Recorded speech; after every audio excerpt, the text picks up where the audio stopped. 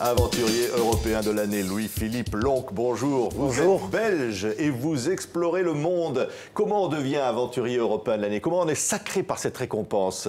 Eh bien, moi, ça a été la remise d'un dossier sur un an de temps. Donc en 2006, j'ai traversé 3 déserts très extrêmes, quasi à la queue leu-leu. Chaque fois une grosse semaine à 12 jours.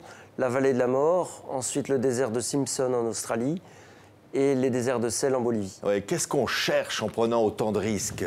Alors moi, ce que je cherchais dans ce projet particulier, c'était de pousser la limite de savoir jusqu'où on pouvait aller en marchant rien qu'avec un sac à dos. La plupart des déserts, quand on va faire une grande distance, on tire une charrette et on met toute son eau, tous ses vivres pour plusieurs jours.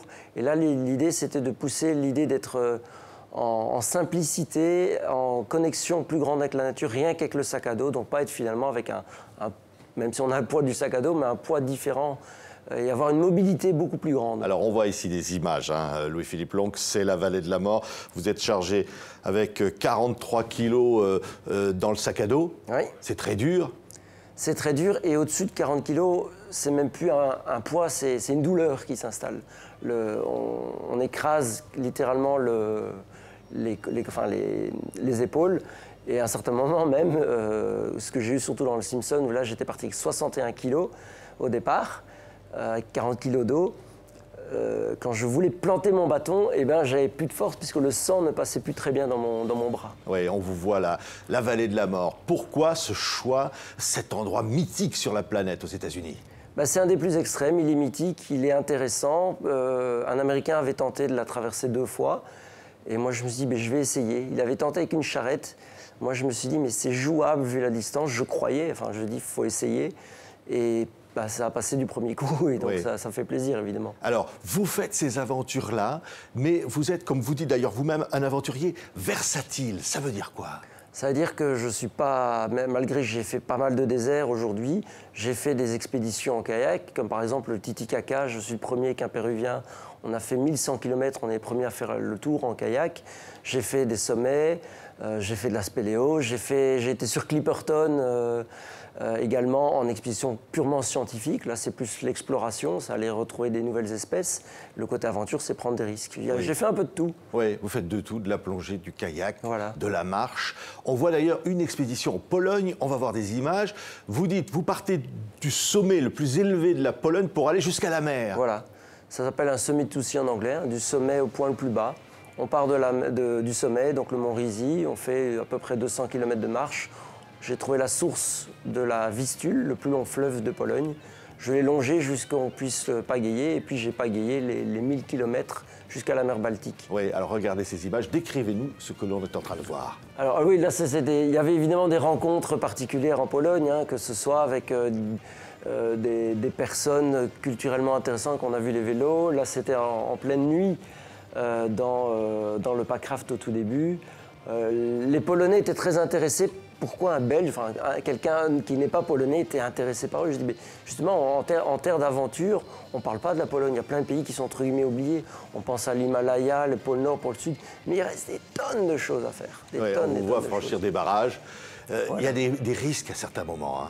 Oui, aujourd'hui, j'ai arrêté de compter le nombre de fois où j'ai failli mourir à 20. Ça me porte peut-être chance d'arrêter de compter, puisque depuis, c'est plus arrivé où j'étais vraiment très, très, très proche. Pourquoi ces risques? Pourquoi ces risques? Il y a le côté du challenge. Moi, d'abord, je vais en expédition pour voir des beaux paysages. C'est la première règle. Après, je pourrais très bien y aller en 4x4 ou presque en hélico. Bon, après, ça a un coût différent.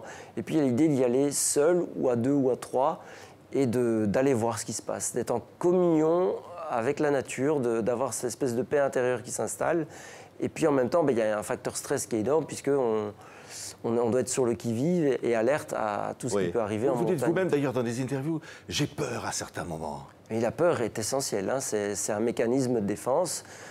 Et aujourd'hui, je n'ai plus peur d'avoir peur. Mais la peur fait évidemment partie du jeu. Je suis humain et je n'ai pas encore bu assez de bière aujourd'hui pour avoir oublié ma peur. Ouais. C'est vrai que les Australiens vous surnomment le Crazy Belgian. Mais oui, parce que pour eux, c'est un gars qui vient d'un pays où il pleut tout le temps, qui vient s'attaquer au désert, dont le Simpson, où je l'ai traversé 2 fois. Et sur la longueur, je suis toujours le premier.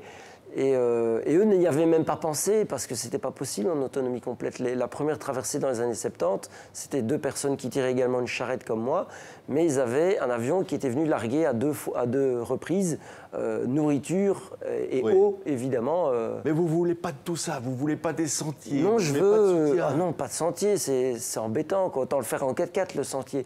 Là, l'idée, c'est il n'y a rien autour de soi, c'est magique, c'est un peu mon royaume. Et voilà. Et le Simpson, c'est fantastique. J'adore le Simpson parce que c'est 6 fois la Belgique. Alors, la Belgique, c'est petit. 6 fois la Belgique, ça commence à compter quand même. Ça change. Et il n'y a pas. Il n'y a pas un humain qui vit. Les aborigènes ont quitté le Simpson il y a 115 ans parce que ça devenait trop difficile pour eux de se nourrir. Ça vous plaît finalement qu'il n'y ait pas un humain qui y vit? Vous dites que j'aime la solitude. C'est une forme de plaisir quelque part. J'aime évidemment le contact social. Hein. On est belge à la bourse, c'est impossible d'éviter ça. Mais j'aime bien ce côté solitude. Ça permet de se reposer, de se ressourcer. De plus de son téléphone, par exemple. C'est l'impression que vous avez fui. En fait, tout ce qu'il y avait. Alors, vous êtes originaire de Boucron, en Belgique. Oui, vous avez travaillé dans l'entreprise, dans les affaires. Vous fuyez tout ça aujourd'hui? C'est pas une fuite, hein. C'est un projet qui a un temps, un départ, une fin. On essaye d'arriver au bout. Et si on rate, on essaie de recommencer. J'ai raté une seule expédition, je l'ai recommencé. Heureusement, je l'ai réussi. Oui, pourquoi? Parce que la vie est ennuyeuse si on ne fait pas l'aventure. Tous ceux qui nous écoutent peuvent devenir aventuriers demain. Il y a plein de gens passionnés dans des domaines, de quelqu'un qui va collectionner les timbres jusqu'à quelqu'un qui fait de la danse. Moi, je suis tombé par hasard là-dedans. J'ai commencé, suite à la plongée sous-marine, où je suis arrivé en Australie, j'ai commencé à faire de la rando, puis du trek, et je me suis enfoncé dans les terres. Puis je me suis perdu sur des champs sentiers. Et ça me plaisait d'être perdu, en tout cas de retrouver le sentier par après.